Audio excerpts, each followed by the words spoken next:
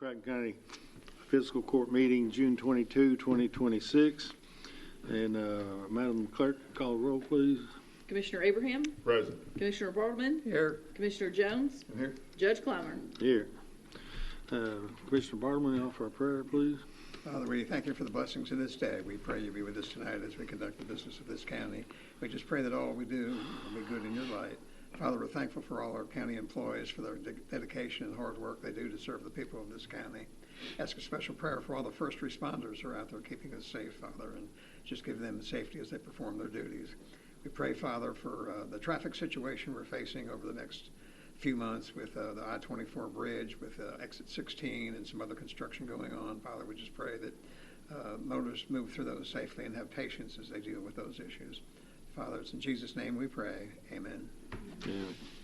All right, you stand and join us in the Pledge of Allegiance, please.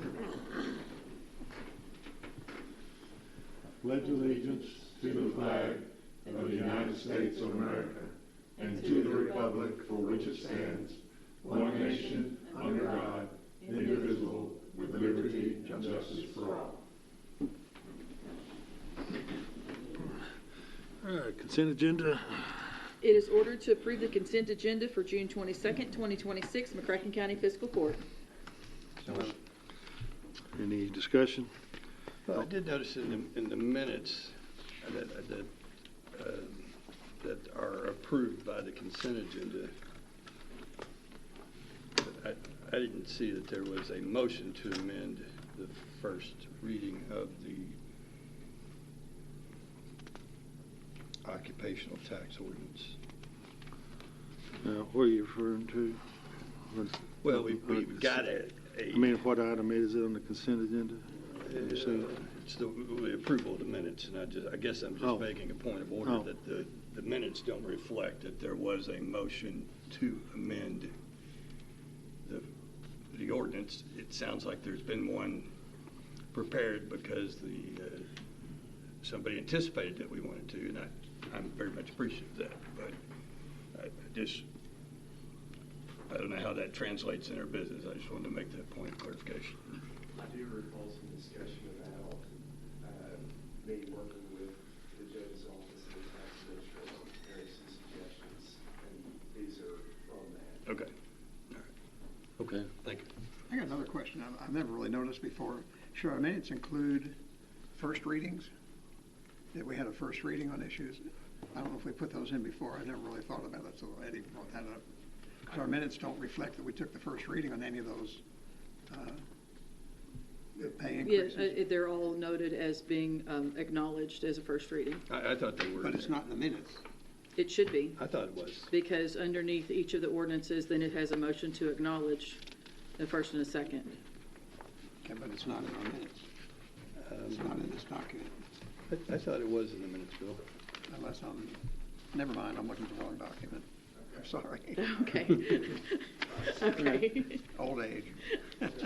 All right, budget. I apologize. I'm sorry, I looked at the wrong document. It's all in there. Budget transfer. Sorry. Well, did we vote on the We need to vote, please.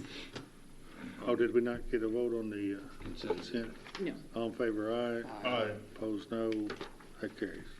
It is ordered that the necessary cash transfers in the amount of $3,400,000 be made in order to pay county bills and payroll approved June 22nd, 2026. Motion. second? Discussion. All in favor, aye. Aye. Aye. Opposed, no. That carries. It is ordered to approve the voucher claims register from June 8th, 2026 to June 22nd, 2026 to show county bills in the amount of $1,235,714.67 were paid. So moved. Second. Discussion. All in favor, aye. Aye. Aye. Opposed, no. That carries. It is ordered that Justin Hopkins is appointed to complete the term of Tommy Holloman in the Code Enforcement Board, term ending October 30th, 2027. Motion. Second. Discussion. All in favor, aye. Aye. Aye. Opposed, no. That carries. It is ordered that Caleb Shahady is appointed to complete the term of Mickey Talley on the Concord Fire Board, term ending June 30th, 2028. Motion. Second. Discussion. All in favor, aye. Aye. Opposed, no. That carries. It is ordered that Anthony or Tony Andrews is appointed to the Paducah McCracken County Convention Center Board. This is a joint county-city appointment for a term ending June 30th, 2029. Motion. Second. Discussion? All in favor, aye. Opposed, no. That carries. It is ordered that Chris Hill is reappointed to the Paducah McCracken County Convention Center Board. This is county appointment for a term ending June 30th, 2029. Motion. Second. Second. Any discussion? All in favor, aye. Opposed, Aye. no. That carries. It is ordered that Charles Gurley is appointed to the Library Board for a term ending June 30th, 2030. Motion. Second. Any discussion? All in favor, aye. Aye. Opposed, no. That carries. It is ordered that Caitlin Wilson is appointed to the Library Board for a term ending June 30th, 2030. So moved. Second. Discussion? All in favor, aye. Aye. Aye. Opposed, no. That carries. It is ordered that John Anderson is reappointed to the Riverport Board for a term ending June 30th, 2030. Motion. Second. Discussion? All in favor, aye. Aye. Opposed, no. That carries. It is ordered that the Judge Executive is authorized to sign the Memorandum of Understanding for the Community Scholarship Program. Motion. Second. Discussion? All in favor, aye. Aye. Opposed, no. That carries. It is ordered to approve the Sheriff's Office purchase of a 2024 Dodge Ram 1500 from Linwood in the amount of $39,500 with state drug funds. Motion. Second. Discussion? All in favor, aye. Aye. Opposed, no. That carries. It is ordered that the Judge Executive is authorized to sign a lease for additional office space in MAD Properties, LLC. It is further ordered that the Treasurer is authorized to pay invoices related to the same. Motion. I'll second it for discussion. Okay. So that's, let me just give the background with you. Just became aware just, I guess, a week and a half ago or so that the property, that's the property right here at the corner of Clarence Gaines and Washington Street, 629, is that what it was? Right next to Sam Clymer's law office and then Mark Bryant's office is in that same building. So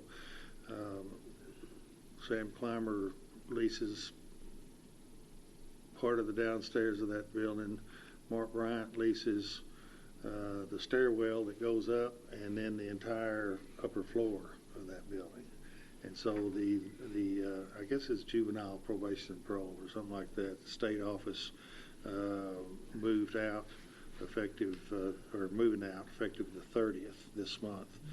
And so I just learned of that, and I thought, well, it's a cherry location. And Steve Irvin and I went over and looked at it, and it has, what is it, Steve, 6 offices, a conference room, a nice big reception area. It's got the big glass front there in the front.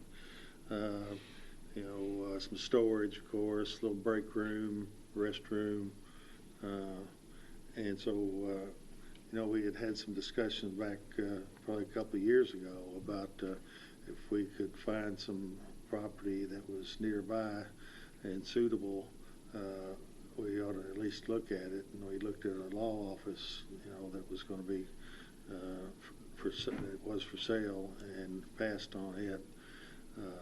But this property would be available at $2,100 a month of a lease. I talked to the owners. She said that she'd be amenable to. That's the price. But if we need to look some more at the terms of the lease, that sort of thing, anywhere from a 1 year to a 5 year. If we wanted to go a longer term lease, we could. Of course, the question then becomes what would we use it for? And Steve and I have been discussing that. We think that potentially the inspection department out at the road department, perhaps it would be a good idea to bring the inspection department and the code enforcement guys into right across the street here. So we'd have all of our offices, well, the Parks Department, Tony and Jeff or two guys. Parks Department would still be out at Carson Park, but everything else other than the road department and emergency management would be either in this courthouse or right across the street. Of course, the tax administrator office is right there in the next office, you know, within 60 feet or less of where this office front door is. If we were to bring them into this office down here, then of course it would open up office space out there at the road department / inspection department. I wanted, you know, this is all preliminary, but it would be, it's open and available now, this new place. In our preliminary discussions with Steve, we were kind of leaning toward thinking perhaps the coroner would be interested in going out there to that office space, not to occupy all of it, because I think there's several offices out there. But it may be that we out to the road department. It may be that in that shelter area out there, or somewhere within the, maybe even in the office spaces somewhere, there would be a space, as the coroner has requested, for some coolers in there for deceased bodies that had to be held for a certain period of time. You know, an area to clean up materials as necessary, that sort of thing. We have not, didn't go, come to this body first and see, you guys think it has potential? Maybe we can do that. But before we go talking to everybody else, say, what do you think? And then tell them, well, we don't like it. We don't like it, even though we ask you what you think. So I'm just going to open it up for to kick it around. And I think it's you know, it's not something we have to have right like in the next few months or anything like that. Although I think we could make that move. But I think the long game is that's a really nice piece of property to miss out on for our government operations. There's really not much of anything anywhere else around this area, and I would not personally like to see us being, you know, split up all over the community in different locations. So that's kind of where we are. Did you went over and saw it? I went and looked at the building. I think that it's a good building. We don't have to put out requests for proposals for lease space, do we? Can we do that without it? Pardon me? I don't believe so, but I can look into it. I just want to make sure I think I don't know if we have to put out for proposals on it. But. No. I mean, it's the location of that property that's Right. really what's selling us, you know. Yeah. Yeah, I don't think so, Commissioner. Okay. For leasing or purchasing property. Okay. I'm not really against it.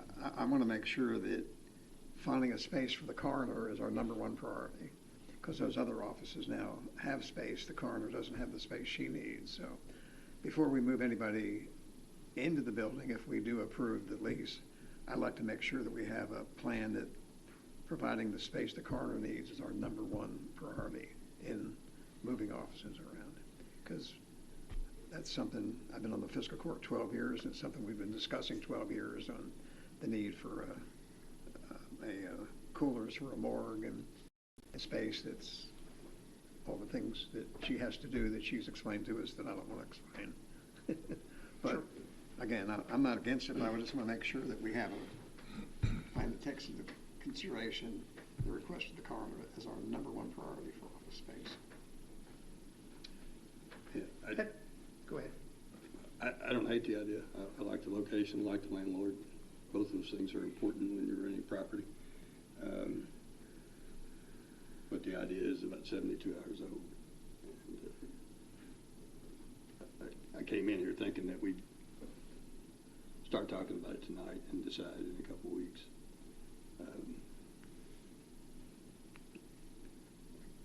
I think I'd still like a couple of weeks to think about it, but I like where the conversation's going. Although I think to really truly meet the coroner's needs, it's going to require new construction, or somebody's going to have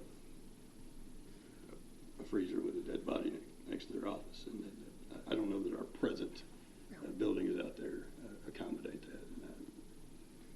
Coroner's aware of it. We haven't had those discussions, though, about But there's spaces and land stuff. out there that I think could be used. I'm sorry, I interrupted you, Steve. I said the coroner is aware of it, but we have not had in-depth discussions about spacing or anything like that. And I think it opens up the possibility of the coroner's office being relocated out there and then adding the freezer component maybe behind the building. I don't hate the idea.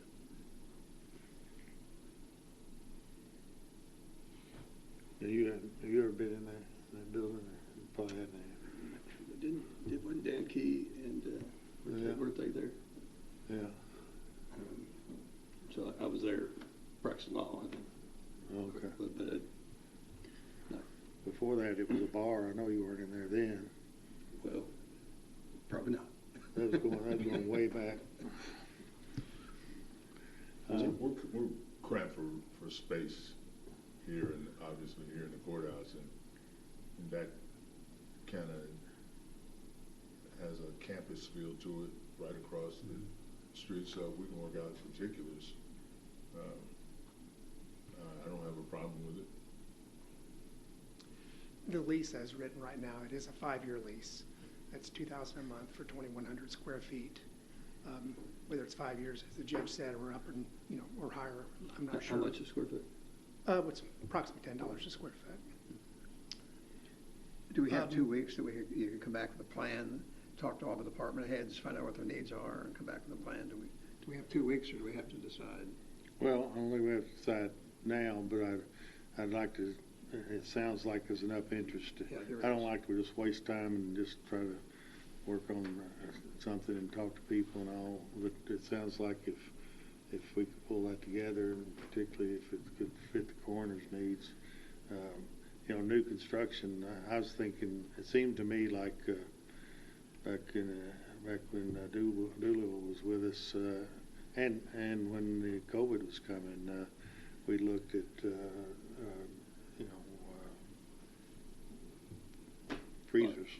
freezers for bodies. Yeah. Because in fact we were thinking we might need, frankly, freezers for a lot of bodies. But I want to say that we discovered that there are portable units that can just kind of be brought in and plugged in and maybe frame around it. Perhaps it wouldn't require, new construction. It can be expensive, but perhaps, and we've not talked to the emergency management folks out there, but they've got a pretty big building out there. Perhaps in a corner for the corner, there would be a space for something like that, perhaps. I like the idea of addressing that need. I like Commissioner Barlow. I think I don't think it's a waste of time to have a plan. Is that a waste of time? Well, it's not more than just a plan, it's following through on all of it.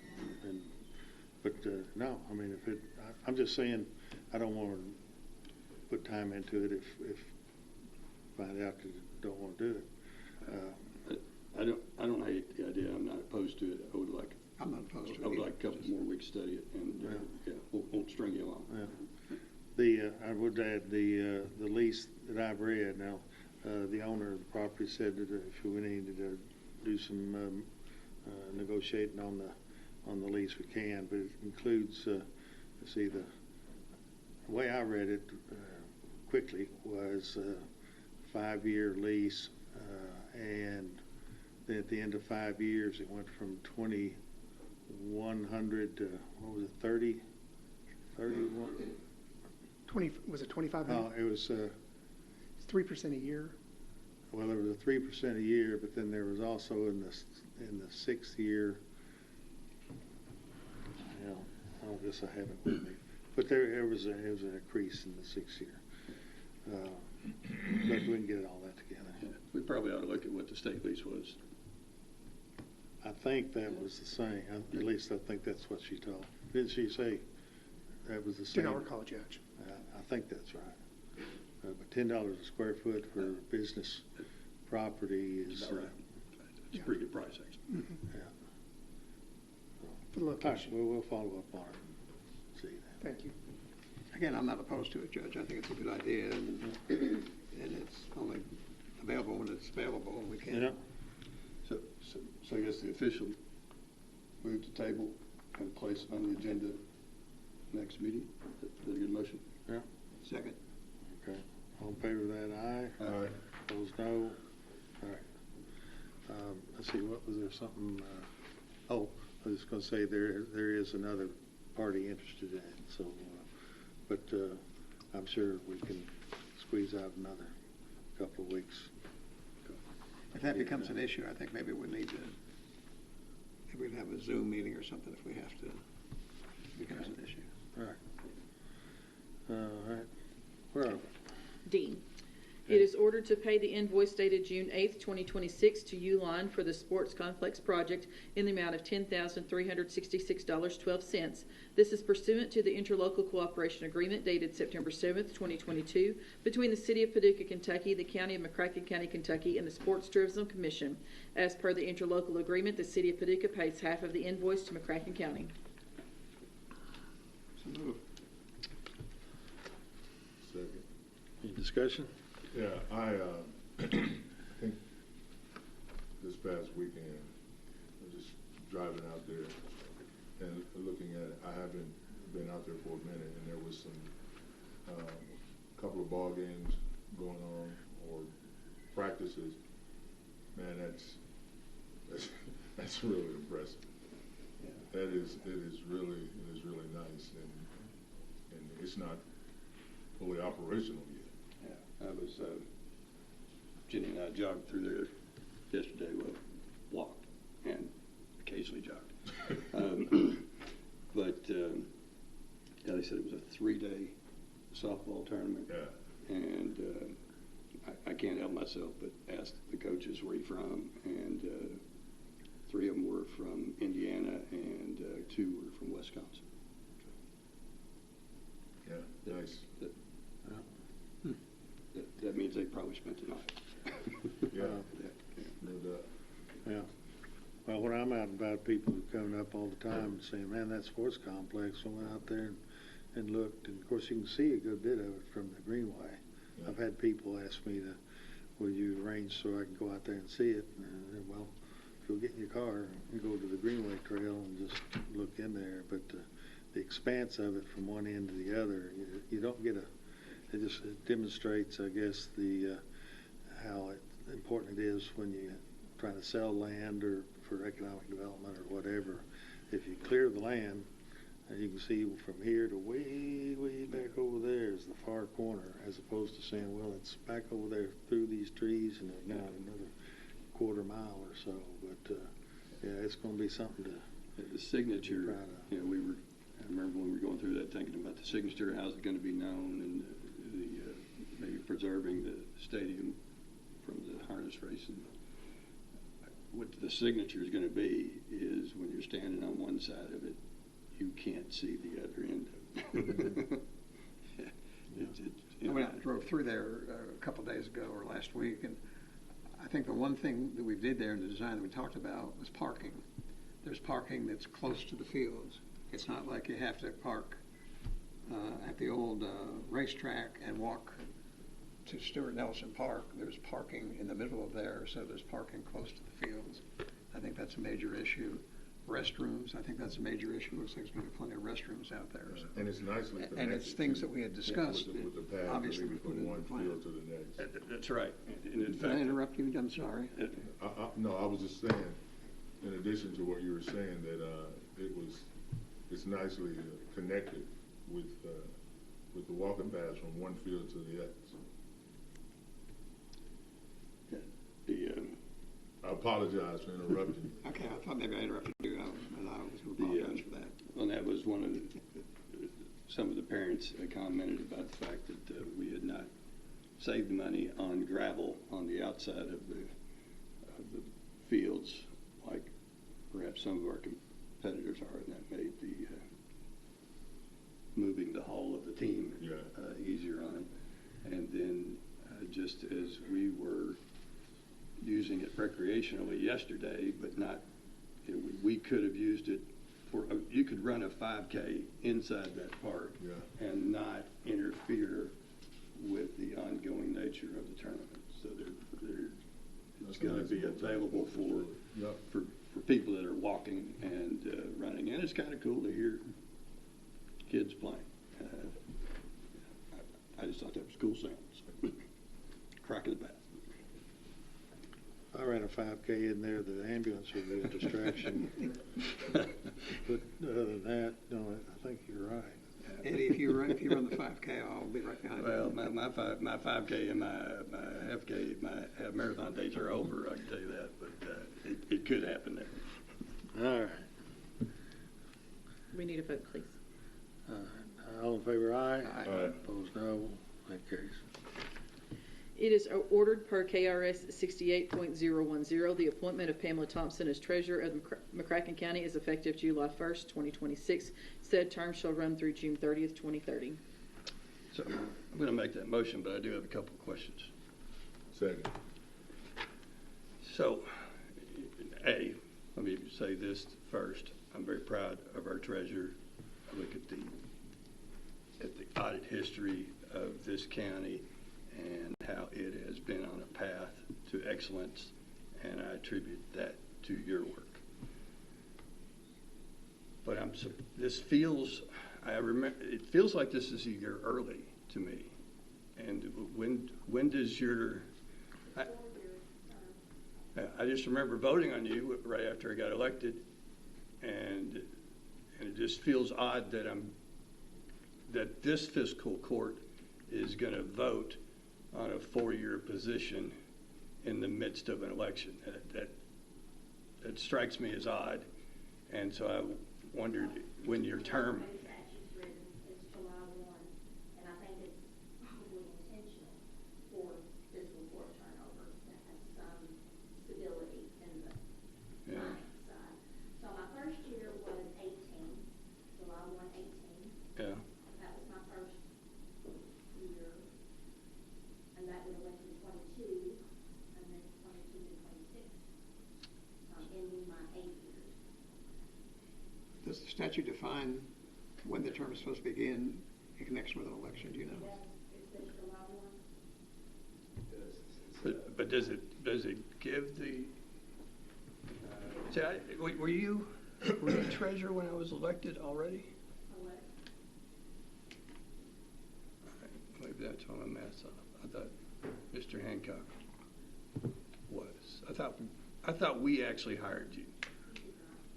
The judge hired me with Judge Leeper. No, I was 6 months under Judge Leeper before Judge yeah, Klein. it's when Leeper does judge, yeah. Yeah.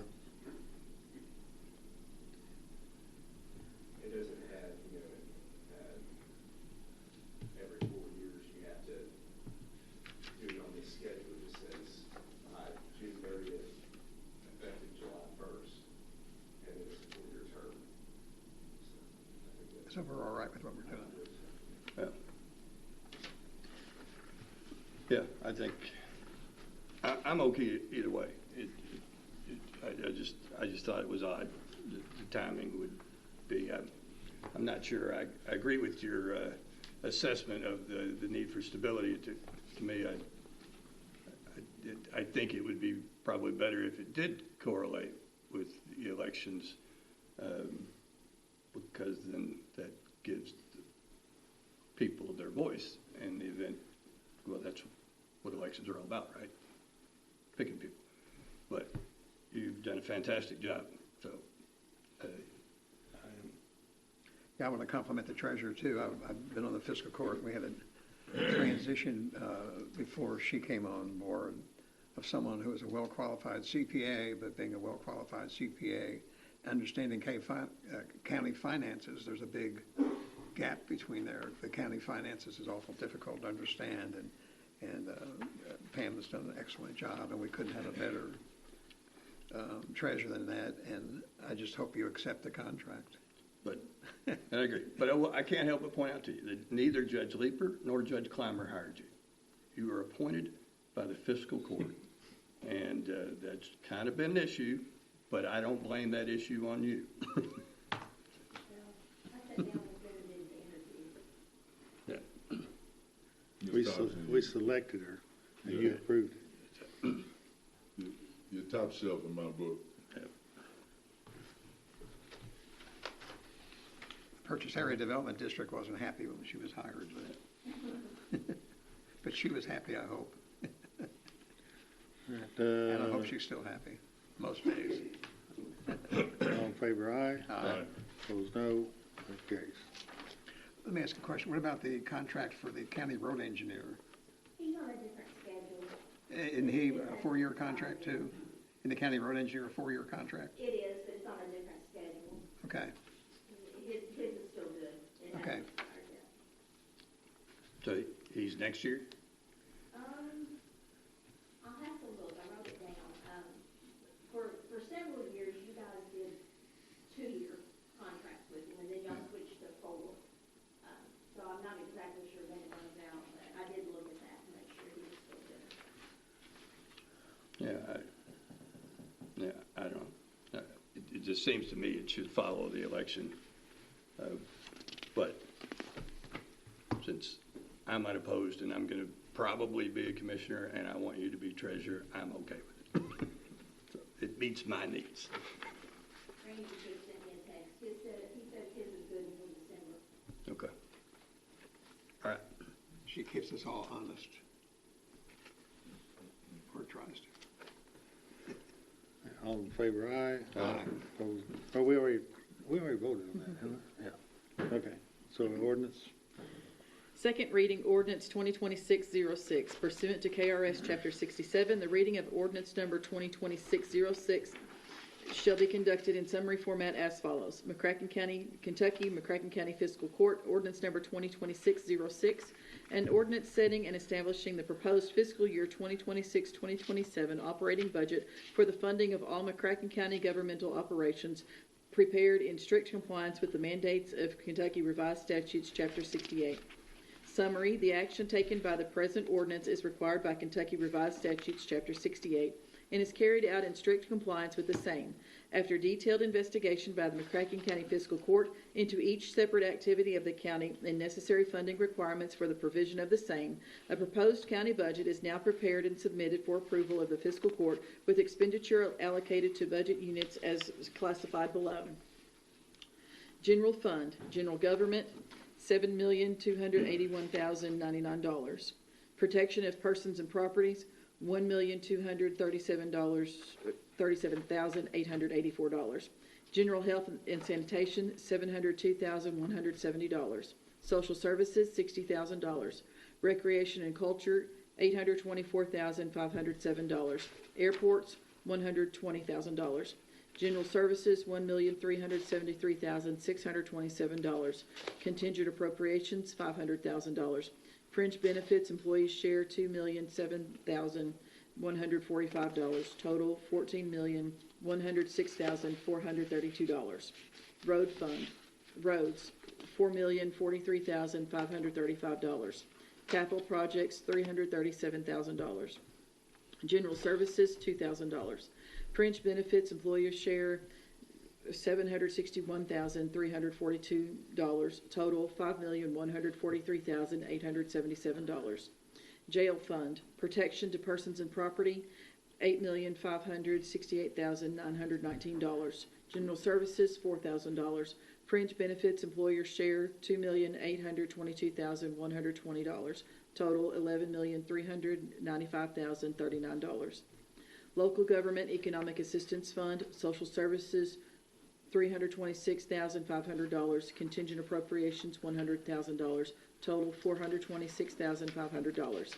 State Grant Funds, Social Services, $21,500, total $21,500. Federal grant funds, social services, $200,000, total $200,000.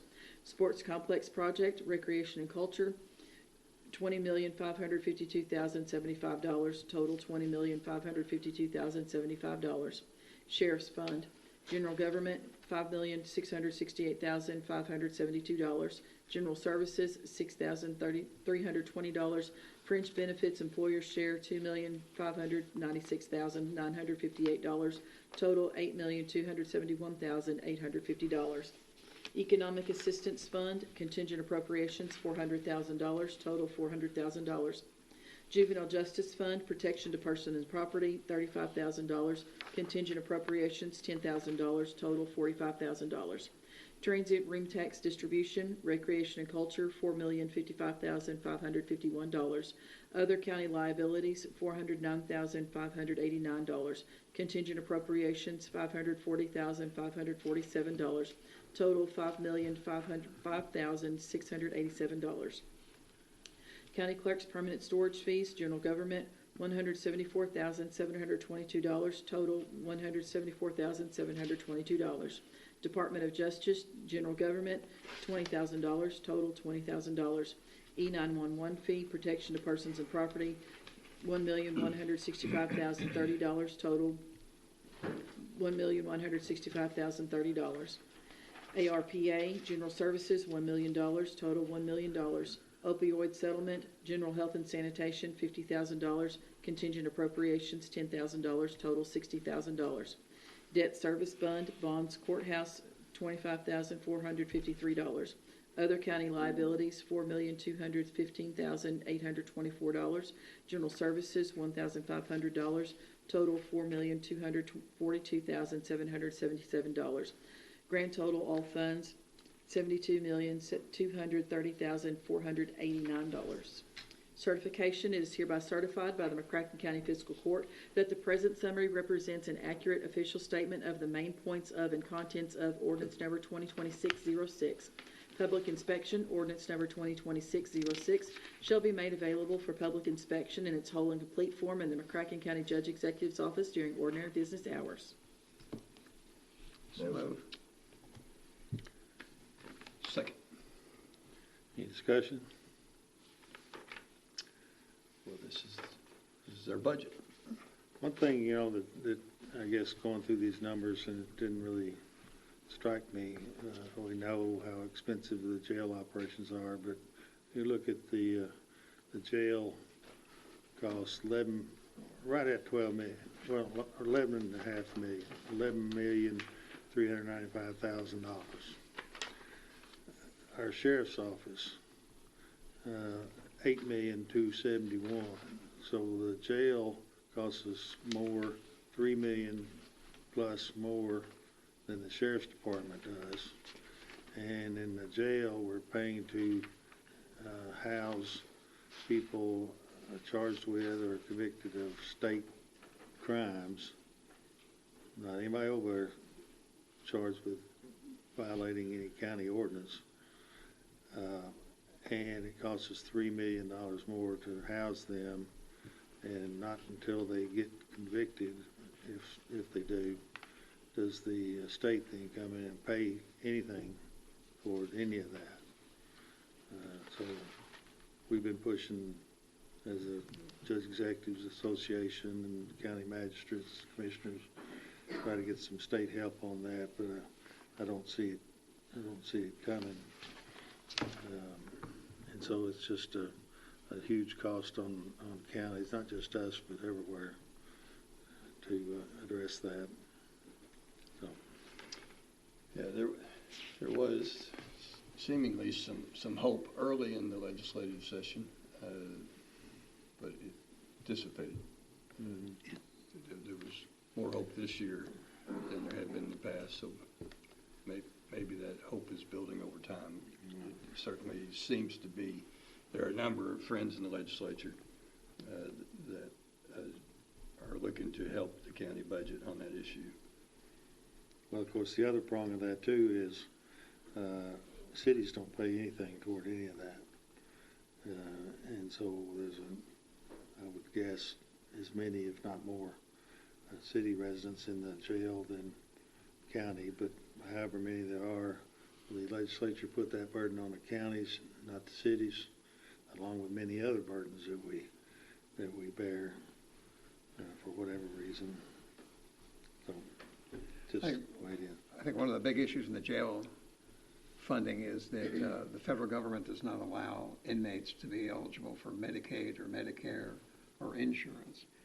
I'm on a committee with NACO, the National Association of County Officials, and it's been a top priority to get the federal government to change that, but there's always a lot of opposition to that because states don't want to spend their Medicaid money on jail inmates, so they're leaving that up to the counties to spend. So, I mean, I think almost every meeting I've been on, a Zoom meeting with the NACO, we've discussed that, but every meeting they say they can't get traction on it because states and governors oppose that. So I think I forget what our medical costs are, but it's $3 or $4 million, and we probably almost have a balanced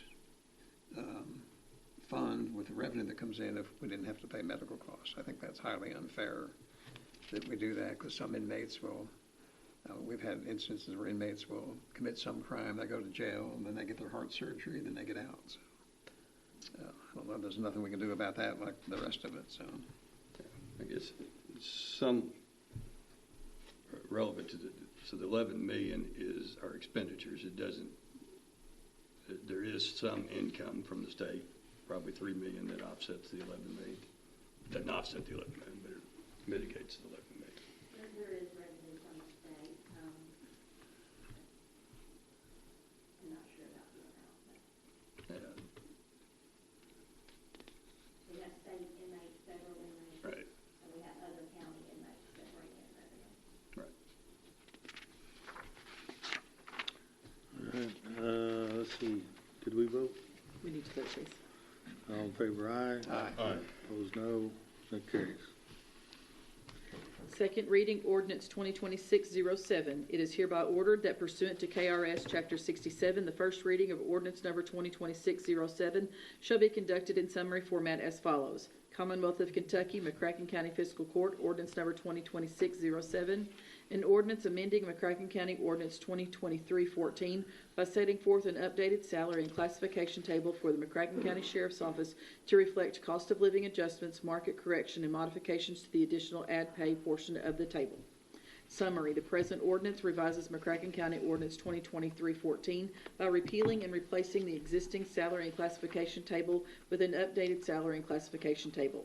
Said updated table will add the fiscal court's approved cost of living and market correction adjustment for fiscal year 2026-2027 to the starting rate for all position classifications. Further, the authorized positions portion of the table is modified to reflect additional positions. Certification. It is hereby certified by the McCracken County Fiscal Court that the present summary represents an accurate official statement of the main points of and contents of ordinance number 2026-07. Public inspection, ordinance number 2026-07, shall be available for public inspection in its whole and complete form in the McCracken County Judge Executive's office during ordinary business hours.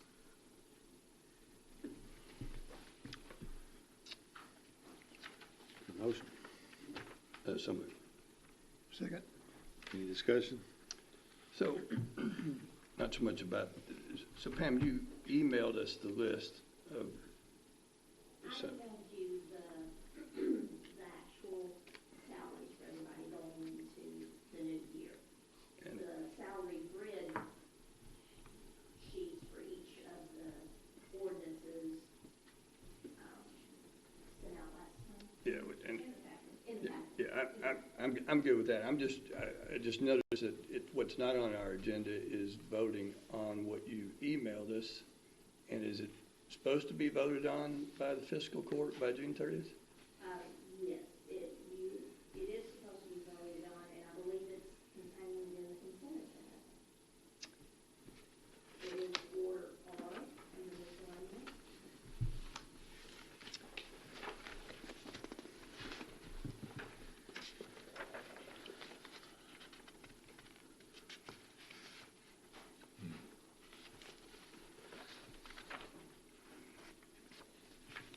Well, it's a bad place for it.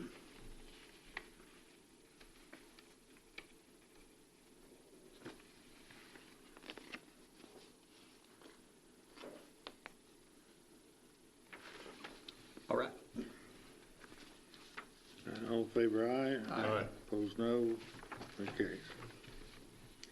Second reading, ordinance 2026-08. It is hereby ordered that pursuant to KRS Chapter 67, the second reading of ordinance number 2026-08 shall be conducted in summary format as follows. Commonwealth of Kentucky, McCracken County Fiscal Court, ordinance number 2026-08. An ordinance amending McCracken County Ordinance 2022-05 by setting forth an updated salary and classification table for the McCracken County Jail to reflect cost of living adjustments and market correction. Summary, the present ordinance revises McCracken County Ordinance 2022-05 by repealing and replacing the existing salary and classification table with an updated salary and classification table. Said updated table will add the fiscal court's approved cost of living adjustments and market correction for fiscal years 24-25, 25-26, and 26-27 to the starting rate for all position classifications. Certification, it is hereby certified by the McCracken County Fiscal Court that the present summary represents an accurate official statement of the main points of and contents of ordinance number 2026-08. Public inspection, ordinance number 2026-08, shall be available for public inspection in its whole and complete form in the McCracken County Judge Executive's office during ordinary business hours. Motion. Second. Discussion? All in favor, aye. Aye. Opposed, no. That carries.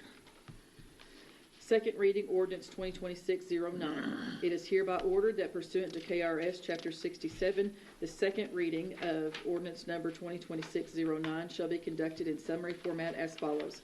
Commonwealth of Kentucky, McCracken County Fiscal Court, ordinance number 2026-09, an ordinance amending of McCracken County Ordinance 2025-09 by setting forth an updated salary and classification table for the McCracken County Clerk's Office to reflect cost of living adjustments, market correction, and modifications to the additional ad pay portion of the table.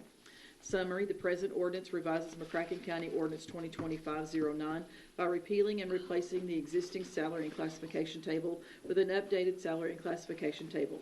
Said updated table will add the fiscal court's approved cost of living adjustments and market correction for fiscal years 25-26 and 26-27 to the starting rate for all position classifications. Further, the authorized positions portion of the table is modified to reflect a new position for PRN tax specialist and one less position for co-op student. Certification, it is hereby certified by the McCracken County Fiscal Court that the present summary represents an accurate official statement of the main points of and contents of ordinance number 2026-09. Public inspection, ordinance number 2026-09, shall be available for public inspection in its whole and complete form in the McCracken County Judge Executive's office during ordinary business hours. Motion. Second. Any discussion? So that gets us all, I think, the market correction. I think Michelle, Steve, Irvin, Pam, others who worked on that. Dina played a role in that as well. I think we've got our salaries well positioned. We have good justification for these amounts. I see criticism about everything, but criticism of these employees should not have been paid more than COLA raise. That criticism does not recognize that they were being paid lower than they should have been in the first place. And so we've made these market adjustments, got them where we believe is proportional to their duties and related to other positions across the region, that sort of thing. So I think that's one of the better things we've done over the years to treat our people good and get them where they need to be. So all in favor, aye. Aye. Opposed, no. That carries. Second reading, ordinance 2026-10. It is hereby ordered that pursuant to KRS Chapter 67, the second reading of ordinance number 2026-10 shall be conducted in summary format as follows. McCracken County, Kentucky, McCracken County Fiscal Court, ordinance number 2026-10. An ordinance amending the insurance premium tax ordinance, ordinance number 2020-01 and 2026-01 by reducing the tax amounts of the insurance categories. Summary, the action taken in the present ordinance is authorized by KRS 91A.080 and operates to amend the insurance premium tax ordinance, McCracken County Ordinances 2020-01 and 2026-01. This ordinance reduces the tax on premiums received by insurance companies for all insurance categories from the current rates to 4.45% with an effective date of July 1st, 2027. The reduction of this tax is a result of McCracken County now being in a sound financial position and the fiscal court's determination to take measured action to reduce the tax burden on McCracken County residents and businesses whenever practical and always in accord with principles of sound fiscal management. Certification: it is hereby certified by the McCracken County Fiscal Court that the present summary represents an accurate official statement of the main points of and contents of ordinance number 2026-10. Public inspection: ordinance number 2026-10 shall be available for public inspection in its whole and complete form in the McCracken County Judge Executive's office during ordinary business hours. So moved. Second. Any discussion? This represents a 9.2% reduction that we promised taxpayers that we do as we moved on and got in a better financial condition. And this is on top of a 30% reduction in the auto insurance tax that takes effective on July 1st of this year.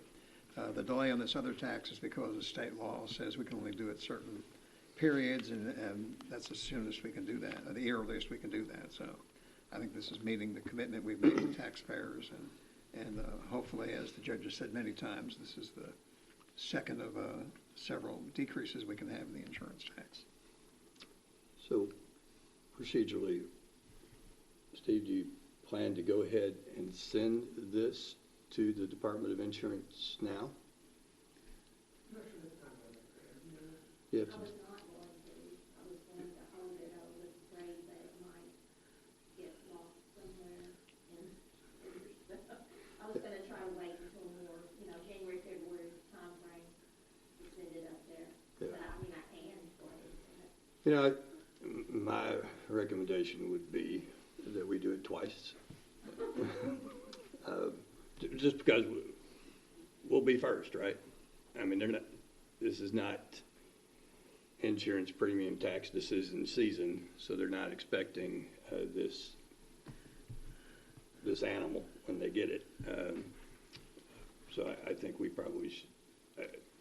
I don't want us to forget we have done it and not send it, and you won't. I know, but. That puts the whole burden on you, as opposed to a process in which you could go ahead and send it, and then if something happens, you've covered yourself, and the county's taxpayer's been covered. So I recommend twice, maybe with a cover letter that says we've done this really, really early. So. Any other discussion? All in favor, aye. Aye. Opposed, no. That carries. Second reading, ordinance 2026-11, Commonwealth of Kentucky, McCracken County Fiscal Court, ordinance number 2026-11. An ordinance repealing in its entirety McCracken County ordinance number 2024-05, setting forth the previous form of the McCracken County Administrative Code and enacting a replacement administrative code containing all amendments enacted subsequent to the initial passage of McCracken County ordinance number 2024-05. Summary: the present action is mandated by KRS 67.710 and KRS 68.005 and operates to repeal in its entirety the current McCracken County Administrative Code as previously enacted by Ordinance 2024-05 and containing the amendments enacted subsequently to its initial passage. The present action allows the full cooperation of all such subsequent amendments into a single self-contained code for ease of administration and more effective and efficient notice of and compliance with its provisions. Certifications: it is hereby certified by the McCracken County Fiscal Court that the present summary represents an accurate official statement of the main points of and contents of ordinance number 2026-11. Public inspection: ordinance number 2026-11 shall be available for public inspection in its whole and complete form in the McCracken County Judge Executive's office during ordinary business hours. Motion. I'll make a second, and then I've got some discussion and a motion which will be followed by a motion to table. Okay, go ahead. So this is a pretty important vote, and this basically changes our county administrative code for a year, deletes the past one and adopts a new one. And just to be perfectly blunt, I haven't had time to go through all of the changes and do the communication that I feel like I should do with some of the other county leaders, such as the sheriff, the jailer, the clerk, about the potential changes and whether they like them or whether they don't like them.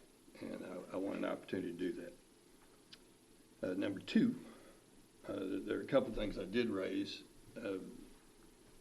and I think that we need to put into our procedure a couple of things. And I've shared an example, and I've talked with Steve Irvin, who has graciously said that he will do the work, and that is creating, going back to a document that we created for ourselves early on, and that was the cash balance fund, the reserve fund, and watching it monthly. I get that if I get that paper from Pam, but I don't get it in a one-page summary. And I found the summary to be helpful, and I think it's something that whoever sits in this seat next would find helpful. I found it helpful early on, and I think it should become part of our procedure and the expectations of communication between the treasurer and the fiscal court. Number two, I'd like to add in the administrative code the computation to be certified. The county treasurer doesn't have to do it, but I think it needs to be certified by the county treasurer, and that is what's the annual cost of county employees. We had 3 or 4 meetings in the budget cycle this year in which we were all guessing as to what a particular raise would cost the county budget. And just the format of that process, which was, well, we're going to vote to incur this expense before we actually know what it's going to be and how it's going to affect the budget, was backwards to me. Admittedly, we had the saving grace of having a very high reserve balance, so we knew we had room to be wrong. And but I think it only makes good sense as a business or as a government entity to say this is what the cost of labor was this year. Here's what the cost of labor was last year, and we ought to have it. You know, if I were just sitting down with a group of taxpayers, they'd say, well, I don't know why you don't know that for 10 years back. And the reason we don't have that is because we've not kept it, and I think we should keep it. And that's kind of why I was asking. I think a good place for that is when the treasurer certifies, here's the salaries going to be, she could also certify, and the cost of these salaries is X.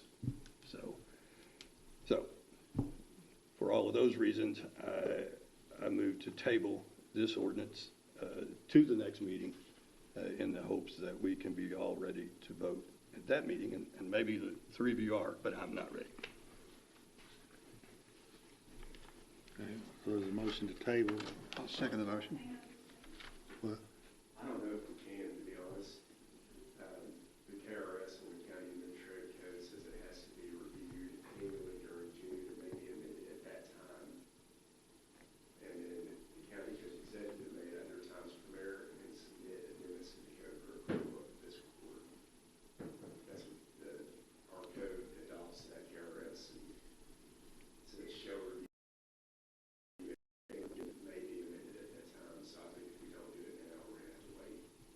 Well, that's I think I asked that at the last meeting, if we had a deadline. And because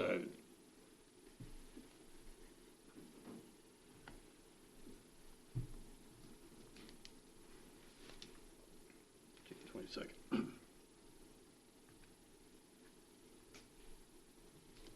we can call a special meeting if you want to do that, you know, Friday or next week or something to adopt it. But, yeah. So we could adopt it. You're saying that essentially it's to be, if it, well, of course, we're repealing, our amendment is repealing the entire thing, but I guess that's falls under an amendment. But it says it has to be, or it may be amended in the month of June. And so, but it then also says, what'd you say, amendments can, by the judge executive, be proposed in the. Yes, sir. What's the what's statute again? It's KRS 68.005. So if we wanted to approve this tonight or table it and approve it before July 1st, we could do so, and then we could work on the policy that Commissioner Jones is talking about, and the judge's office, yourself, Judge, could propose that if that's what you want to do. But he would. Okay. I mean, would you propose the two things that I want? Well, I don't know. Well, we can amend the administrative code at any time, is that right? If it's a recommendation from the judge. If it's a recommendation from the judge, that's correct, but the time of the fiscal court review is per the statute annually during the month of June. So we have really no say in the amendments, other than to vote for what the judge recommends. Outside of June, that's correct. I mean, we could table this and then let the judge make the recommendation for this at our next meeting, couldn't we? For the entire, Yeah. yes, you could do that. But he would have to be the one making those recommendations. So I don't think this is the case, but hypothetically, if you all made a recommendation for June and then the judge exited that out, then you couldn't propose that again. So I don't know if that's the case for anything. I don't foresee that, but this is your time. June is your time. Yeah, that's it. Are there any critical recommendations? Again, I'm like Commissioner Jones. I haven't had a chance to go through it. I've had some personal issues dealing with it that I hadn't had a chance to go over the last couple of weeks. But are there any recommendations in there for changes that need to be by July 1st that will be hampered if it's delayed for 2 weeks? I think there's some related to human resources and a few policies and procedures that need to be done as soon as we can. So if they're recommended the first meeting in July, we've got a problem with those. If hypothetically, the judge could bring them up any, July or August himself if you all don't pass it tonight. Well, how about we do this? All right. So everything that's in the draft tonight, you want, right? Or it wouldn't have been prepared. Yeah. All right. So there's two things I want in. Why don't I just make that separate motion, not to put it in the new code, and we vote on those two issues. And if we just vote on those two issues and frame up the words later, does that work? Well, is it going to be amended at the time of your motion, technically? I mean, But we amend it right now. Yeah. So, I mean, because apparently this is month, so I just move that we modify the administrative code to put the following two duties under the county treasurer's duties. I'm not sure if would the amendment be done tonight, your amendment? So I wouldn't amend his motion. Okay. I would just make my own, this is a regular meeting, I would just make my own independent, hey, it's June. It's time for us to amend the administrative code. And then figure out the language after that. And I move that we add this type of language to the administrative code. So if it passes, it's in tonight. We just hadn't figured out the language. I think that's procedurally, justifiable. I think you could do that if it passes the majority of the fiscal court this evening. Well, I mean, I think I have shared this issue with all of us before, but I wasn't aiming to try and to pull something to a vote without more time to discuss. But it sounds like the calendar's beat me. motion tonight or don't. So I'll move to table. Sorry, go ahead. Oh, go ahead. Sorry, you had something? No, go ahead. So I move to table the present motion to amend the administrative code. I will withdraw my second on the motion to table the administrative code. Okay. If I remove my second, if it's approved, then we can move forward with it. Can I ask a question? Can you approve the administrative code and then Eddie makes his motions to be included? And that way you don't have to do the I remove this and I. Yeah, the problem with that is I think I know that there's at least some, that puts us in a position where I just haven't checked with the other county leaders. I mean, I know there's a section in there that talks about fleet policy. I gotta believe there's some expectation of some leaders in the community saying, hey, I hope the commissioners talk about that. And I thought we were gonna have more time, so, which is why I'm surprised you want to withdraw your second. Well, I won't withdraw it. It wasn't approved. I mean, it's not approved. It would have to be approved. I thought you wanted it. I thought you wanted to remove that so you could. Based on you wanting to make sure that things were good with everybody and all he's had meetings. It was sent to you. Yeah, it was sent to them. Yeah, I just, frankly, thought I had more time, and I wasn't trying to play the calendar. I just, frankly, we've been talking about a lot of different things, and it's taken up different time. So I moved the table. You've got a second? Yeah. I'm sorry. I thought you were wanting to Okay. remove that so you could amend it and then approve it. No, You still want to table. I'll keep- after the motion for table passes, then I'll make an independent motion Okay. to change the, to insert something in the administrative code for June. Okay, so the motion and a second to table the amendment of the administrative code that's been submitted. All in favor, aye? I'm sorry. What? Sorry to get over legally here, but we're doing a second reading of an ordinance. And so you're proposing that we amend the ordinance? No, I'm proposing that we table this, because everything in this is proposed by the judge. So when we come back in July, we'll be past the calendar deadline, but these are all his proposals anyway, and he can propose them anytime he wants, right? Okay, I see what you're saying. Okay, yes, So sir. you're wanting to keep the tabling of the ordinance? Okay.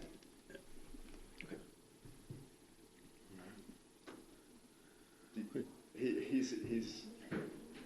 I just We're wanna going make to sure we're on the same table page the here. ordinance enacting all the administrative code amendments, but then after we table it, then we're going to adopt your 2 or 3. Right. Do rid of Well, all we're going the to others. discuss it and vote on it. Yeah. We're going to do away with all of them that have been put together, but discuss and possibly pass the 3 that you've mentioned here now. Does tabling mean do away with them? It doesn't mean do away with them, does it? It means that we're going to come Well, back. until next year. No, till next week, next meeting. Because you can propose all of these in our meeting in July. We can't. So, So Commissioner Jones is just saying, Judge, that they would be your recommendations and not the fiscal court amendments, I guess. right.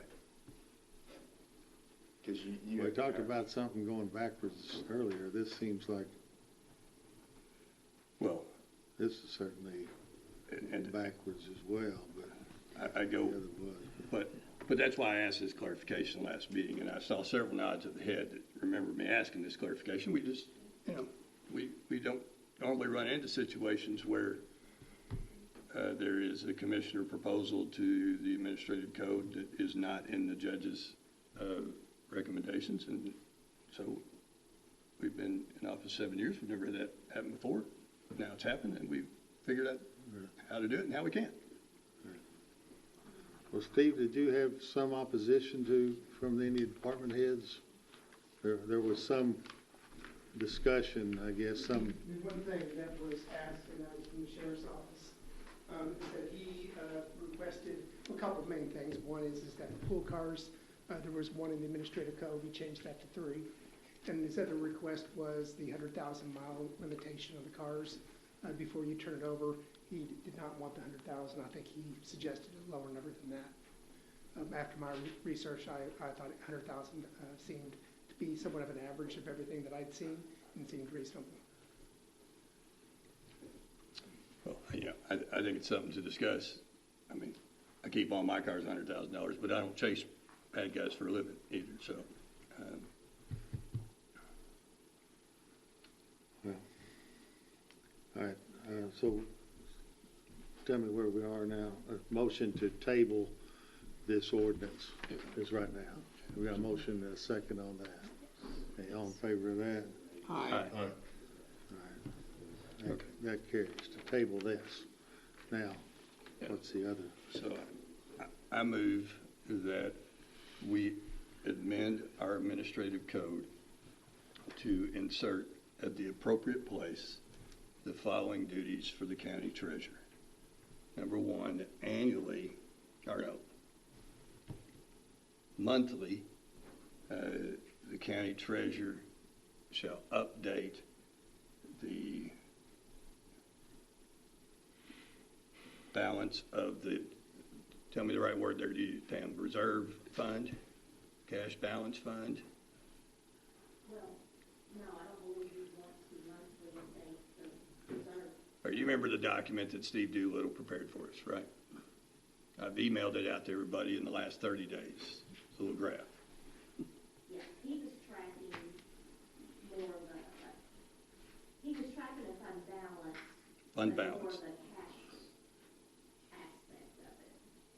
You know, he started that when the We wrote. cash was so high. Right. And then he had updated that in several years. I know that, and I know why you didn't update that, and it wasn't because it wasn't a good tool. I figured he thought y'all didn't need it anymore. No, the reason we didn't do it is because the balance got so big, and we were about to do the sports park. It just became as we knew we weren't going to run out of money, but now that we've crossed over to now we're going to start decreasing money because we think we have too much. I think it's now important again. And You think it's a good tool? I think it's a good tool. Not only is it a good tool for us, good tool when if you're a brand new commissioner, it's a good tool when you're sitting down talking to a taxpayer. It was a great tool when we were sitting down talking to taxpayers explaining, I'm really sorry that I had to support this income revenue change, but here's why. And anybody that looked at that one single piece of paper, they got it. They knew that that piece of paper validated and became very helpful in the transparency of county government. So I was drafting this amendment in my head, and so fund balance was the, I believe that's what he got, but the fund balance, and I believe that was the total of 3 funds when Steve. I think he added the road fund, the general fund, and maybe the jail fund to get that. But Is that the one that had the chart on it and the graphic? right, yeah. But Because we get that information monthly from her anyway, but it's just not on that one-page graphic that's easy to read. right, so we want to put the duty of the county treasurer to distribute to the fiscal court track the monthly balance of the fund balance. Number two. Is it important that it be monthly? Because that sounds like it could be a lot of work and very little. Yeah, I don't really think it's a lot of work. I just think it's an extra document. I mean, it's. I think where you're getting at is just actually tracking it by month. Yeah. We didn't stop doing it because it was too much work. We stopped doing it just because, and it would be helpful. And But then again, that information's on on the monthly statement we get from you. It's all on there, but it'd be easier if it was on one sheet of paper that we could see it and not have to. not only easier for us, easier for the people we meet with and that we talk to and the people that want to know about county economics. And so then number two, Madam Clerk, I'm sorry I'm making you work so hard. You're fine. Number two would be to add a provision that the county treasurer shall annually during the month of June, I assume would be the time to do it, certify the cost of county employee salaries and benefits. For the future, you're talking about when they do it in June for the upcoming year? Well, I think we'd want both. You know, starting out, we'd want you to certify. So I can't do that for the future year. I mean. I can see why you wouldn't. It's Yeah. the salaries are straightforward. That list that you have is everybody's either hourly or salary rate. That's straightforward. Benefits are just a little bit different. You know, our insurance changes July 1. I don't know what everybody has chosen for Okay. insurance. All right. So fair observation. Hard for you to certify the future. Can you certify the past? Yeah, I can add up the numbers and tell you what the expenses were, but I guess when I sign that financial statement and the judge signs it, I am certifying those numbers. So, But yet, so you want me to take the numbers out of the financials and add them up? For well, it seemed so difficult back when we were doing the budget. And It wasn't that it was difficult. You were asking for estimates. What was difficult was you were wanting comparisons that we didn't really have. Trying to compare actual numbers. We could do that through March when we started doing the budget numbers. But as the months go on, you don't know what those actual numbers are until they've happened. And trying to compare those to the estimates that we're projecting for the next year, that's where it gets difficult. well, I can live with just knowing the past. And if we track the past, then I'm confident that the voters will elect 4 people who can figure out good estimates of the future. But we need to make, I mean, because that's what it comes down to, Pam, at the end of the day. It's, we're going to give either a 3% COLA raise, or we're going to give, as in this year, the proposal was a 10.7% raise. And trying to just do that simple math, what kind of beats us all up?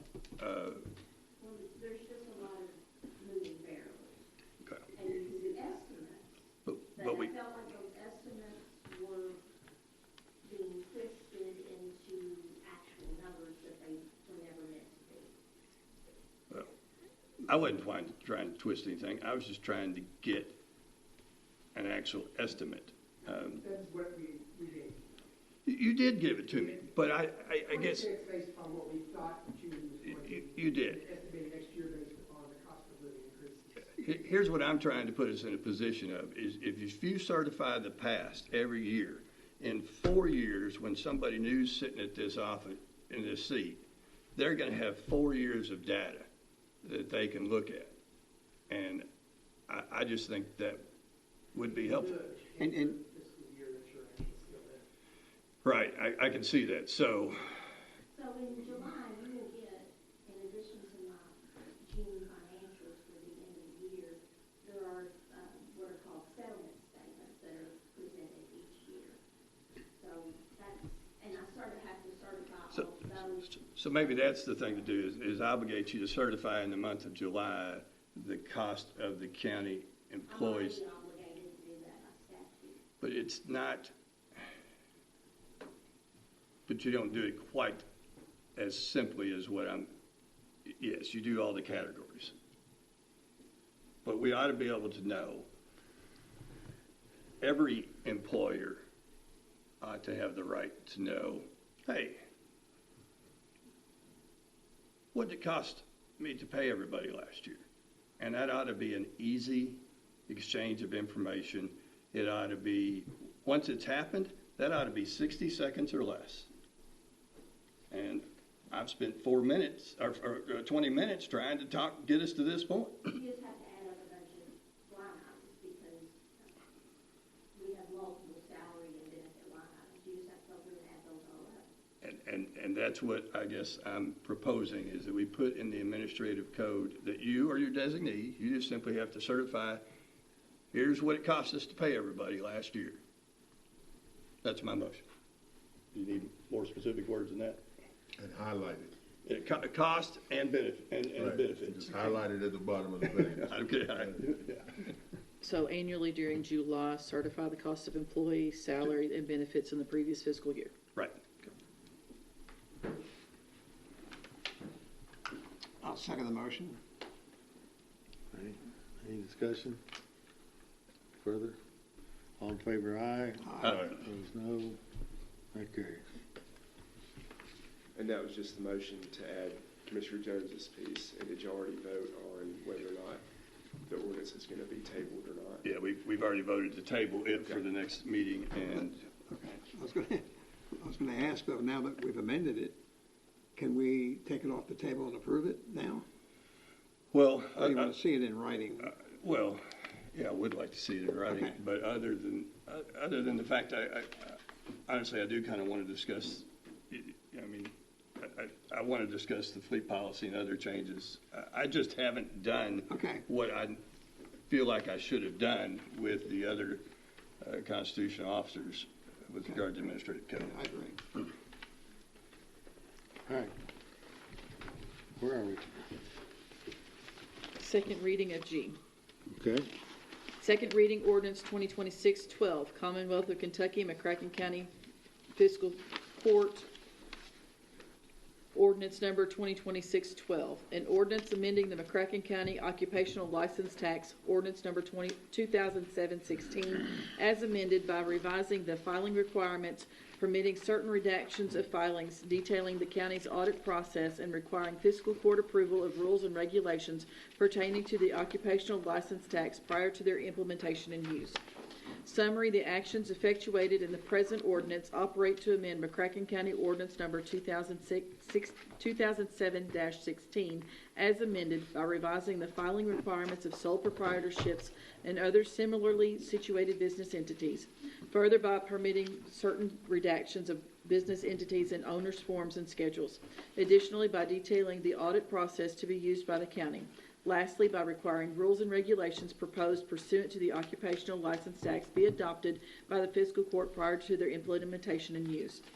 Certification, it is hereby certified by the McCracken County Fiscal Court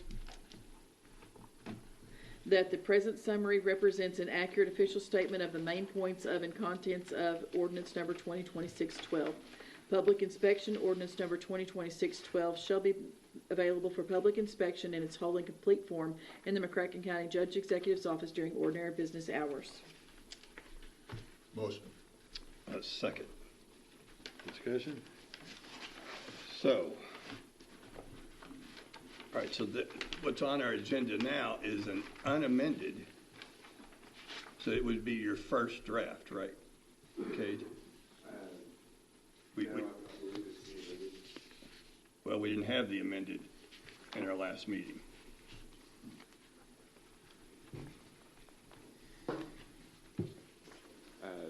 That's correct. Yeah. So we need to amend it because you've since worked on it and you've got another draft that is consistent with what we were discussing. And you weren't at that meeting, Right. so we didn't actually vote on that. We knew what the majority of, but it wouldn't have passed without you. Right.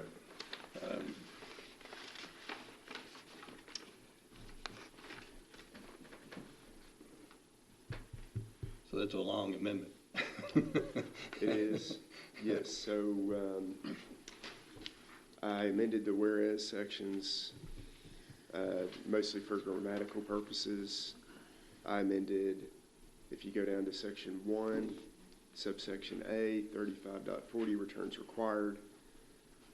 Number 1, I added Schedule 1 per the request of the Judge Executive's office and pursuant to our discussion at the last fiscal court meeting.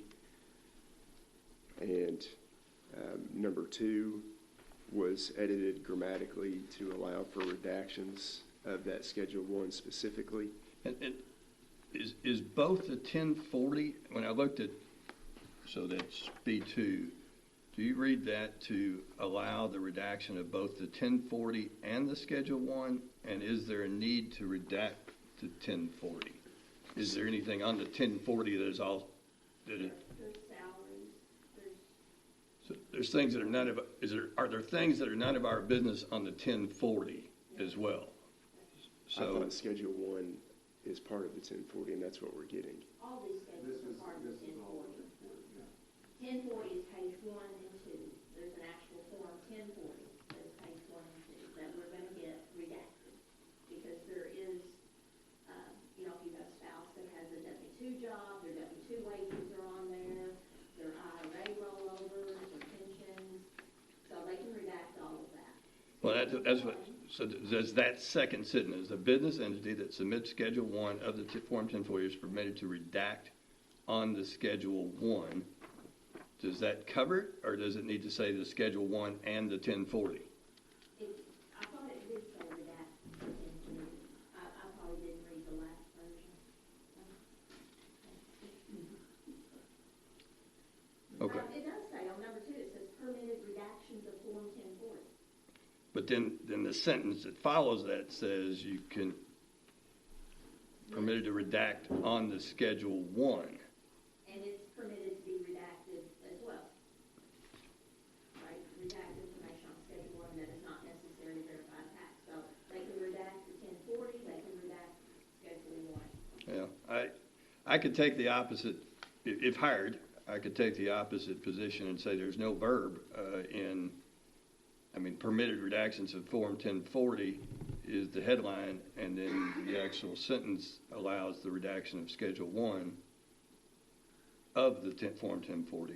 And I think we need to add in there is permitted to redact information on the Schedule 1 and the Form 1040.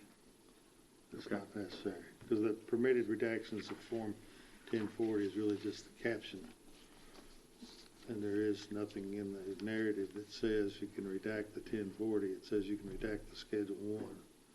But we could, I think that's our intent, is to allow redactions of 1040 and redactions of Schedule 1.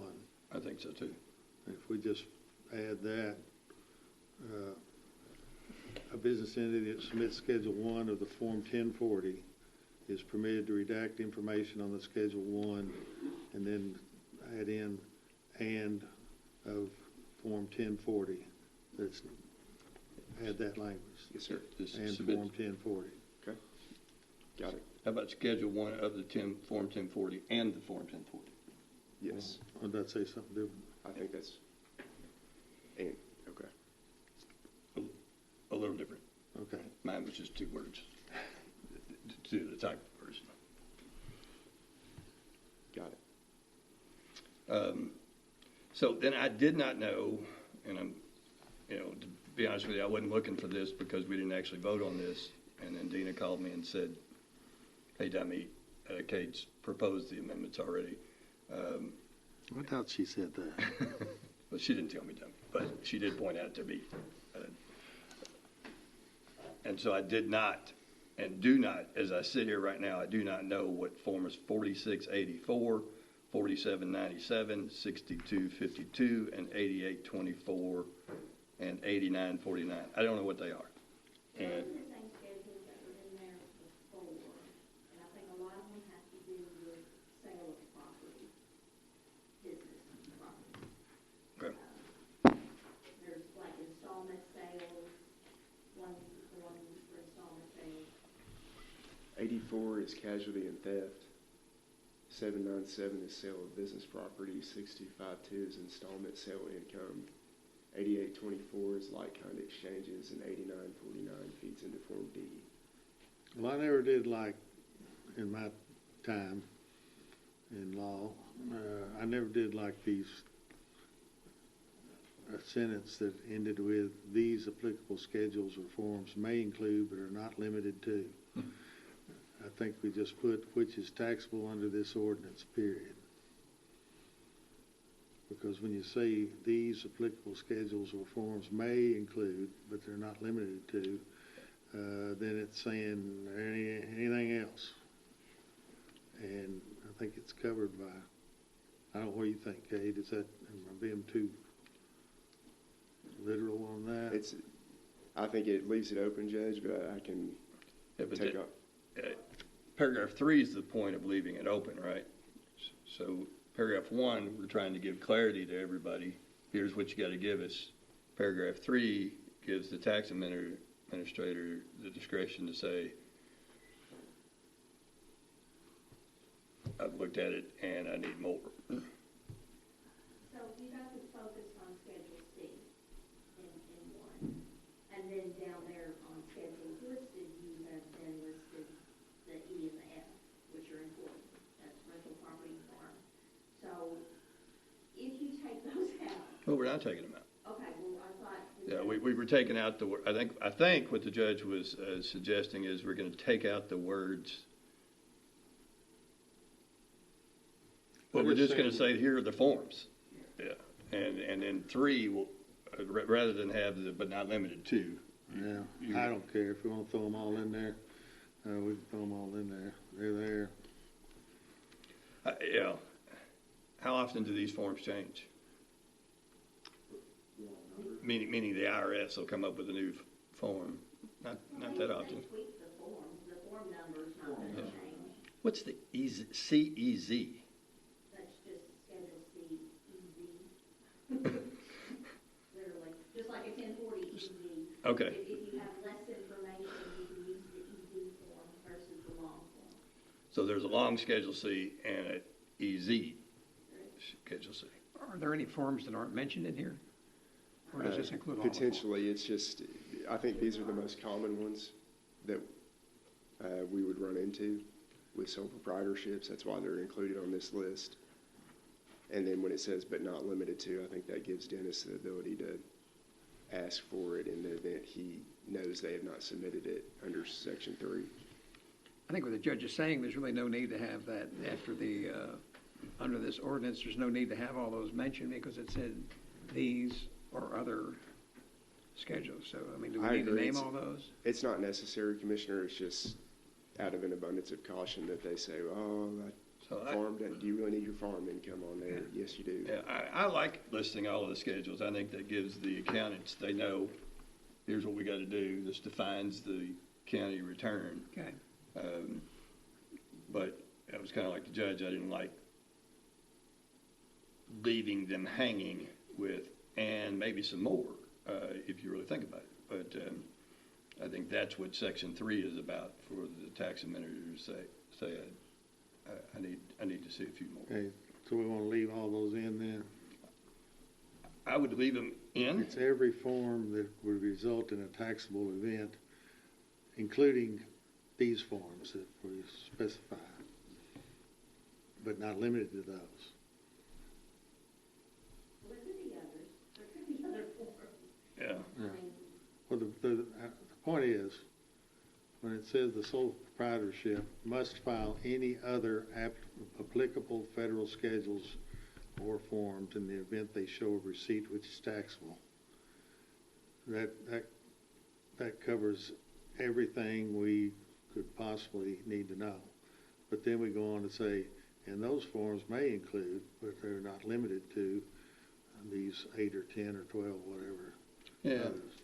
But I mean, it does put your tax accountant on notice as to the forms that will, I mean, if you don't file your Schedule C, then you're going to get rejected, right? Or I guess that's rather obvious. Well, the flip side of that coin is the accountant looks and says, hey, Schedule G's not on here, and not pay attention to any other form that's a taxable event.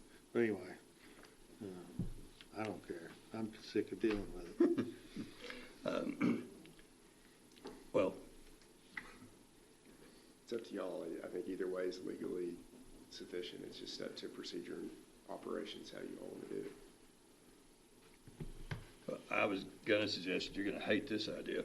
Well, I'll just be quiet for now. Just don't put your hands on your head. Yeah, my hands are on my I was going to suggest that we do our best work tonight, come up with it, and table it for the next meeting. And in between that time, we really did receive quite a bit of input from certified public accountants and let them chew on it a little bit before we say we've done our job and see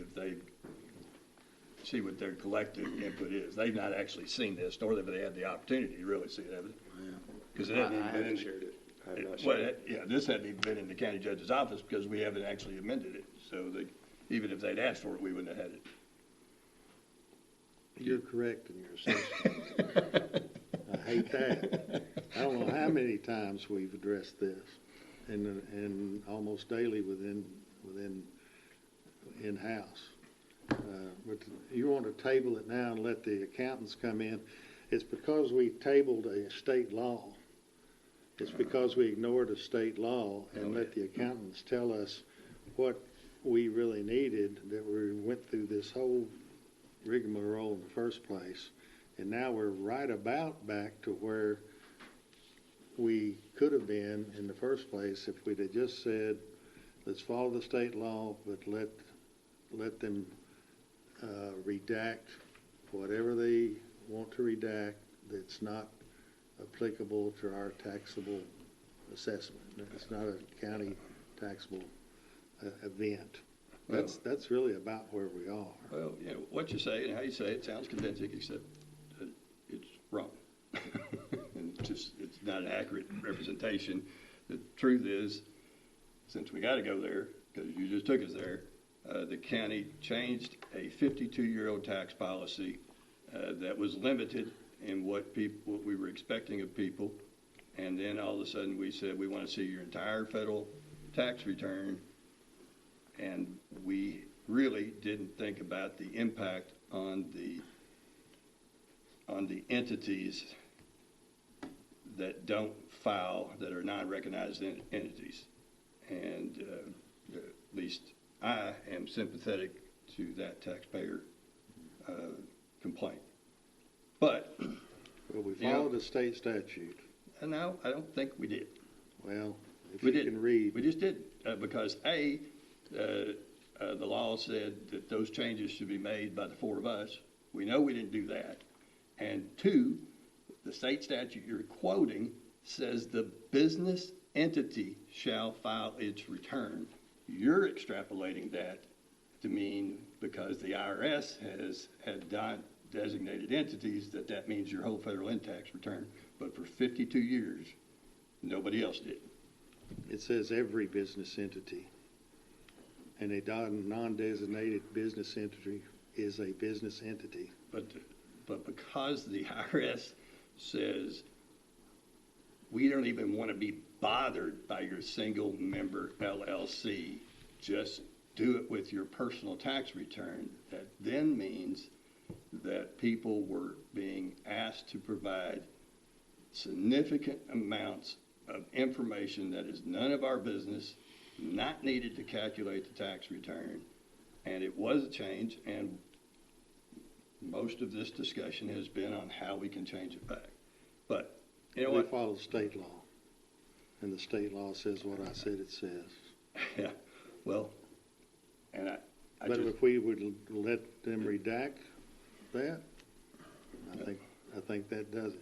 I You know, don't- the whole thing. I don't think the state law hold on. says what you say it says. I really don't. Well, where is it? It says. Where is it? It says What is it, the business- 68070? What is it? Okay. It says the business Maybe we entity just shall read file it. its return. It Yeah. says every business entity shall file its federal tax form. Right. And then how's that work for a single member LLC who the IRS says, don't do a business entity. We don't want to be bothered with a business entity. We want you to do it an easier way on us. And I don't know how to say it, Ellison, I don't mean to be offensive, but you're just missing that point. And Well, I guess we just disagree because we do. the state statute dictates to us what we are to get from the taxpayers, not the federal. Not the fact that the federal doesn't want to look at it, that's okay. State statute says every business entity shall file its federal tax form. Well, So we just disagree about it. we do, and there are a bunch of counties that agree with me and fewer counties that agree with you. Well, I don't know where you get that, because I've seen you say the majority of counties don't follow that state law. And I don't know where you came up with that. I don't know how you would have found that, and I don't believe that's true. I think the majority of counties follow the state law. If they don't, they're wrong. But when we go to the root of this, it's the fact that the accountants didn't trust our employees to keep these things confidential. They don't gripe about having to send it to the federal tax folks. Don't gripe about going to the state. But when it comes to our local people, they get all up in arms about it. And our local people are every bit as professional as the state or federal. They're every bit as subject to going to prison for a year for each thing that they say. Hey, you know, Sally Jones didn't give anything to charity or reveals confidential information. That's what drove this whole thing, and it's pretty damn offensive to me, just to tell you the truth about it. And the fact that we go along with them and say, okay, we're going to make these changes based on that. So I don't agree with your assessment. You don't agree most anything. That's not true. We've agreed on 99% of what we've done the last 7 years. This has been a rough patch. I agree, but I don't agree with your assessment of the profession of CPAs that we've heard from. I just don't. I don't think they're out there trying to cheat the county government. I think they're out there trying to help us craft a policy that is consistent with the state code and with the Fourth Amendment and the Section 10 of the Kentucky Constitution, and basically being a limited government that says we only need the information that we need. And I hate that we're having to talk about it again, but we don't need to know how much somebody gave to their church or didn't give their church. We don't need to know what their IRA contribute balances are. There's just, I don't know what to say, except we should just let them redact that stuff. Well, and our tax administrators told us that we are going to lose tax revenue if we go with what we had been before. I think now we've got these forms and the 1040 and the Schedule 1, along with any other form that results in a taxable liability to the county. I think we've all got that covered now. Well, you know what? If we're ready to pass it tonight, you know, the CPA industry, they'll read it when they read it, and if they want to change it, and they think we need to change it, we can do it later. Yeah, we'll be right back at it again. I don't think we have CPAs that are paid to try to lessen the tax burden on their clients to get us to include things by law that they don't have to provide so that their clients can pay less tax than what we are due. And that's exactly the road we were headed down on. And I think we finally come around circle and got that fixed. But if you want to move to table it, I'll be very much objectionable to that, but maybe that don't matter either. We've been through this, the county attorney, Steve and I, Pam Thompson, our tax administrator, who were about to say that he can create his rules, but we got to approve them. Because we who don't know much, I'll say, about tax in general, we're going to approve or disapprove of the rules and regulations that our professional tax administrator believes is necessary for him to do a adequate job of capturing the revenue that we're entitled to. But we're going to double check him, and maybe that's after we hear from the CPA, so maybe we need to get their input on that as well. I'm sorry, the cost of democracy is so high. Yeah, you always go there. Can I ask a question? It's the cost of being blind is what it is. Come on. Judge, you've proposed to amend number 2 to add and Form 1040. Do we need to amend that before we take any vote to table? It's on there. Pardon me? It's on there. We wanted to have Schedule 1 and Form 1040 in there Uh-huh. too, didn't you? Do we need to approve Oh, I that? see, Do I we need see. to approve that amendment? Yes, yes, you're right. Okay, I'll move we approve that amendment. Well, actually, have we actually moved to adopt this amendment yet? I guess we're still going through here. The way that it reads, you can either make a motion to adopt or a motion to amend, and since we are making amendments, I had already circled them, the motion is to accept it as it's amended.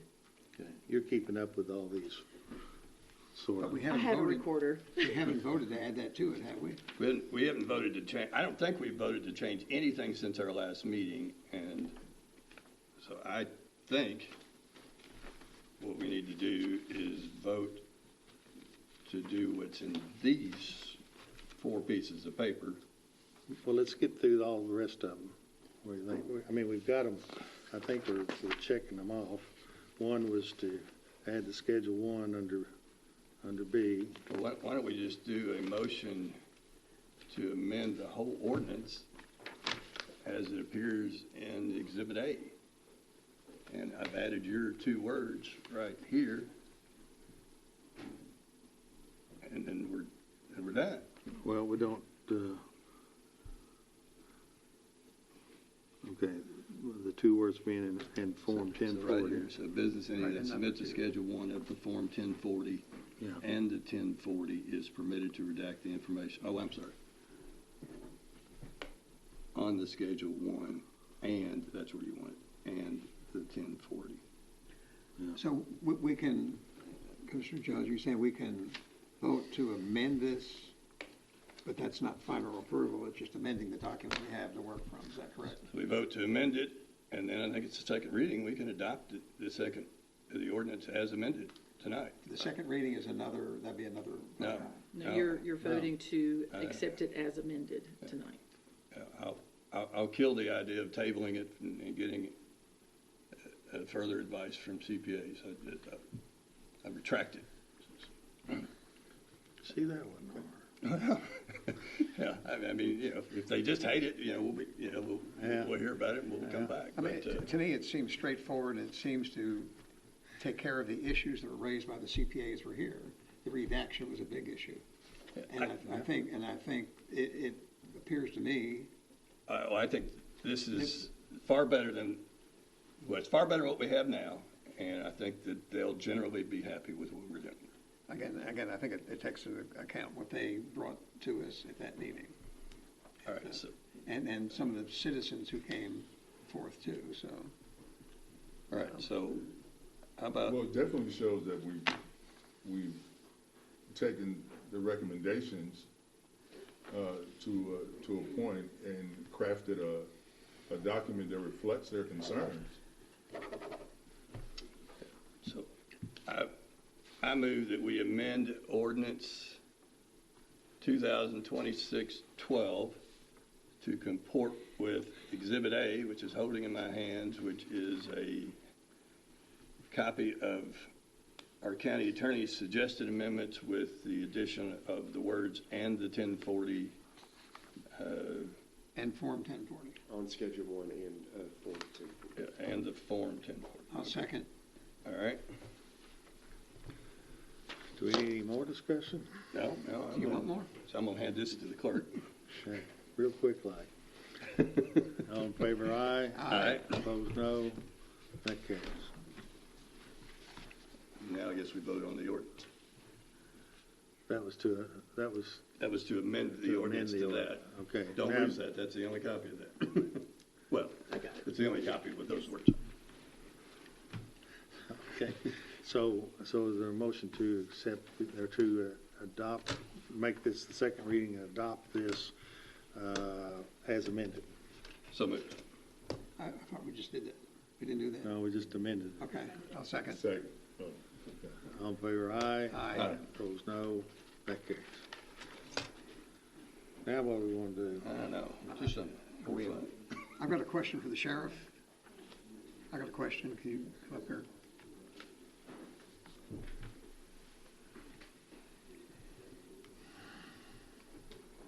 it's not that bad of a question. There's a lot of discussion in the Reedland area over the closing of exit 16 and all the traffic configurations. And I talked to some residents who've seen there's a little bit of increased patrol activity out there. Do you have the resources and plan to do some increased patrolling in the areas for all the detours out there? At times, we have the resources, where it just really depends on call volume. Of course, we can plan as best as possible, but if we get several calls at the same time and have to transport a juvenile somewhere or somebody in Western State, they're trying to extra patrol those areas as much as possible. And I talked to the state, and one of our concerns was being able to utilize exit 16 in emergency response, and they are going to have it open for emergency response through there. So. I know that was an issue with the Reedland Fire Department, that if they have an incident on I-24, and they did say it's like maybe a 2 or 3 minute delay getting on, but they'll open it up if they go through. But right. Again, there's a lot of concern about the traffic patterns. I think the thing was pretty good this morning, and hopefully it stays that way. But again, some residents said they did see some increased patrolling in that area, and if you have time, it'd be good to do that. Yes, sir. Yeah, we're on track to. Good, thank you. I'm going to comment on one other thing, too. The Reedland Playground has been a big hit. I put something on Facebook on Thursday and got 40 or 50 responses. And the only criticism I had is that the rocking pig has been removed. I don't know what that means. But, the rocking frog. Apparently there was a frog out there kids could rock on, and the frog is gone. Only criticism I had, apparently the frog is gone. So, is that right? The frog was at the end of its life.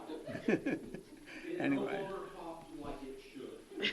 Anyway, I went out there Thursday, and they had a lot done. They didn't have the base down, and I think since Thursday they put the base down based on the pictures you sent us, and that's going to be a big hit. And I hope we have a ribbon cutting out there too, because there's a lot of people excited about that. Yeah, we got a date. We got a date, Steve, on that, on the ribbon. There's not been a date set. State rep has to be probably. Okay, well, let's get that set up. Yeah, again, that was good work out there. And the only other criticism I had is we think more of dogs because the dog park is bigger than the playground, but 90% of the people are well pleased with what we're doing out there, and I appreciate your work on that, Steve. Well, or whoever did. The playground is complete, and Josh, who's the company that put it in, said that we should be able to open it up at 3 p.m. tomorrow, where kids can start. 3 o'clock tomorrow. I'll tell my great-grandkids they'll be out there. I saw somebody complain about mosquitoes too, but. Out there? Yeah, I won't say who. It wasn't me. No, it wasn't me. For once, it wasn't me. What else we want to do? I want to adjourn. I think we're all done. We don't have a need for executive session, do we? Have a motion to adjourn? All in favor, aye. Aye. Opposed, no. We're gone.